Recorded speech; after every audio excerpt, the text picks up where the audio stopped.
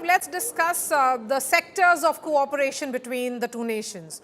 India is the largest recipient of Russian arms, including advanced platforms like the BrahMos missile and the S-400 system.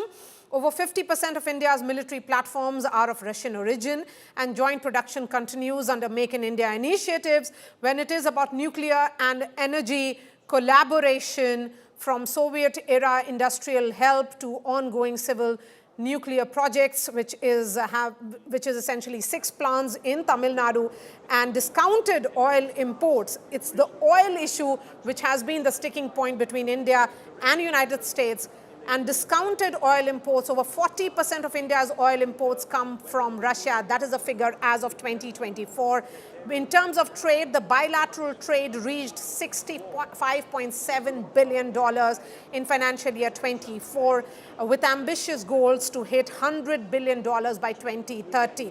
That's how we are looking at it, Gaurav. And the exports between the two nations include pharmaceuticals and machinery. Key imports are oil, fertilizers, and minerals. So when you look at bilateral trade, sadly, India-Russia bilateral trade is not what it should be.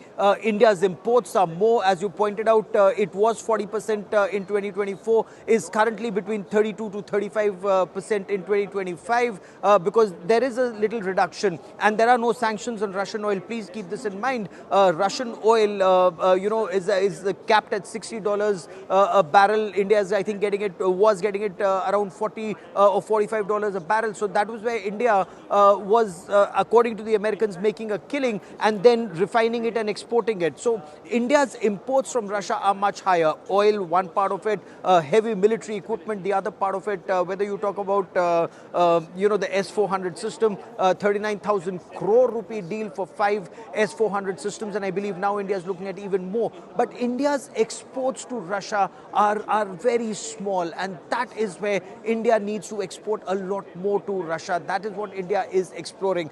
Point one. Point two, when the Russian president comes to India, there is a lot of talk about heavier caliber, longer range military weapons, longer range missiles, from a supersonic cruise missile, to a hypersonic missile, to other ballistic missiles that India is looking at, not just to buy from Russia, including that including the Caliber missile, but also manufacture those missiles in India. India is very keen on transfer of technology and Make in India, and including whatever military hardware we make,